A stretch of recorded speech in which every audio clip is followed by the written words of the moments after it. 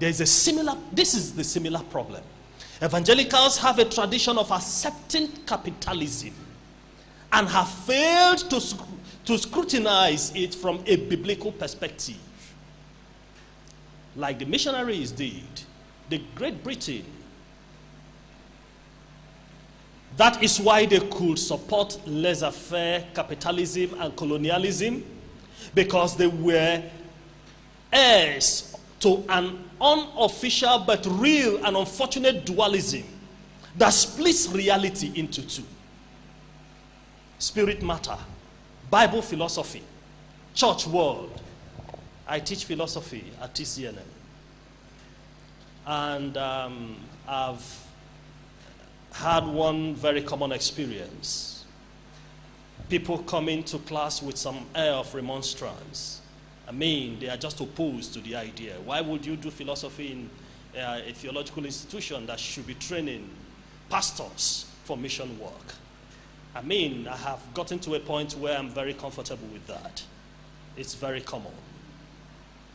But that is the church's greatest doing. We live a compartmentalized life. We live a life so that the life we live in the church is different from the one in the market. Our life in the marketplace is different from the one in the bedroom. The life in the bedroom is different from the one elsewhere.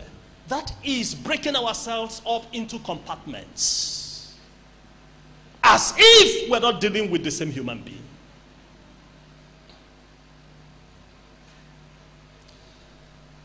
So we have had to, we've had to do this. They were so busy with spiritual things such as evangelism that they had no time to think seriously about things of the world such as economics, governance, etc. Hence, they did not bother to carefully monitor the direction of colonial economics. As a result, we're totally blind as to this direction. We became very blind economically.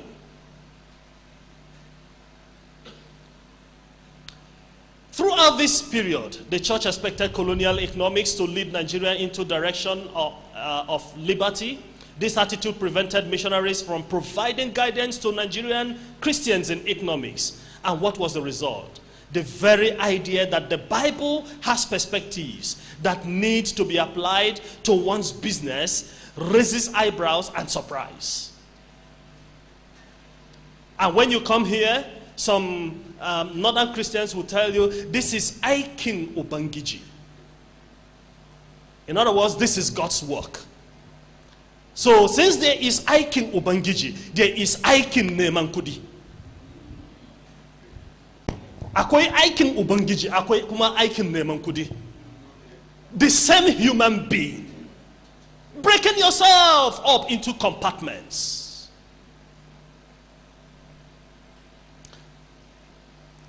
And these two are different from each other.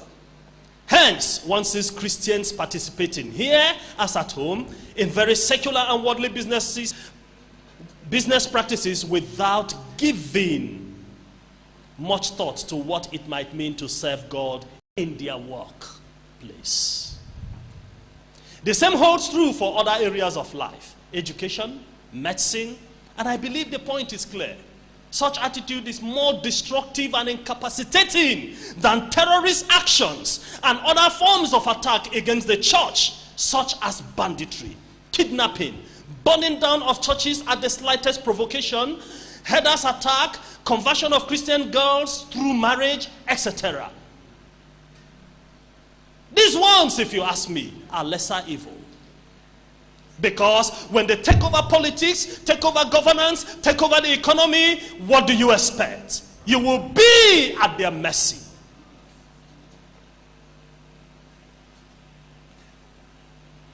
Missions have created churches that are very virile in some ways, but very weak in other ways. The message of the Bible has not been presented in its full width, in its full might. The Muslims have seen it and they know it. They have identified chicken out with Christ. My personal. So your personal, he has a personal, he has a personal, she has a personal. Individualism.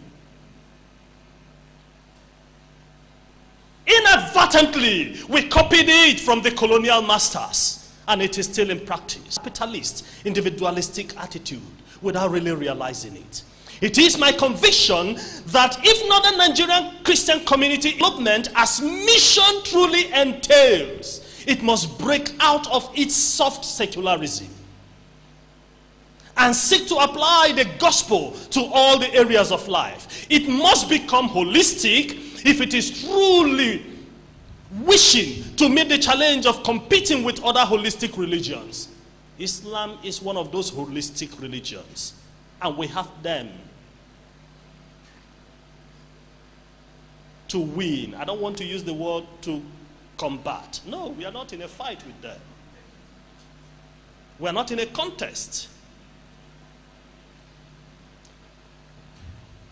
We have them to. It must desist from what I call, I had already mentioned that, a compartmentalized lifestyle. It must not ignore the questions and problems these other philosophies have, but it must provide Christian alternatives across the board. The Christian religion is, I submit, meant to be a total way of life, and only as such can it hope to gain the ears of businessmen, the ears of politicians, the ears of technocrats, the ears of educationists. It is only when it is holistic that it can be considered a viable option for culture, a viable option for other things. If it is not holistic, then it does not touch other areas of life. Why would I go for that? As missionaries, we had better know that we are doing. We had better know what we are doing. We had better learn, practice, and teach the integration of faith and life in our work or field of teaching. Continued failure at this front will only contribute to the further Islamization and secularization of this country. Continued failure in this regard will be quite inimical to the church. Let me borrow the words of Professor Yusufu Obaje, who said, failure in this regard will make the church to be full of people. He wasn't referring to the church, he was referring to people. But I think it is also true of the church. He said, and I quote, people with activity without performance, agenda without direction, ambition without achievement, beauty without character, belief without trust, brainfulness without mindfulness, brilliance without wisdom, compassion without love, charisma without fellowship, capacity without authority, compromise without agreement, consolation without comfort, cooperation without unity, dream without actuality, existence without living, expertise with no relevance, eyesight without insight, fellowship without partnership, friendship without companionship, fullness without satisfaction, happiness without joy, hope without faith, input without output, knowledge without wisdom, labor without result, learning without understanding, map without destination, opportunity without action, need without provision, patience without endurance, popularity without greatness, position without victory, privilege without responsibility, program without execution, religiosity without spirituality, respect without honor, responsibility without revolution without reformation, secularity without protection, sleep without rest, success without fulfillment, talent without productivity, training without vocation, tranquility without peace, wealth without richness, wounds without healing, zeal without knowledge. Way forward. Responsibility of the church and the individual in promoting Christian missions. Number one, training. The church must be very deliberate about constantly training and retraining her members. Workshops and seminars should be organized periodically for the purpose of understanding what Christian mission entails. Training is very necessary to avoid unnecessary clashes of worldviews. Perhaps the most difficult challenge of all in global missions is the inevitable worldview clash that takes place every time missionaries try to share the gospel.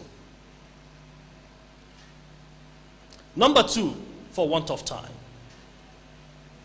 sacrifice.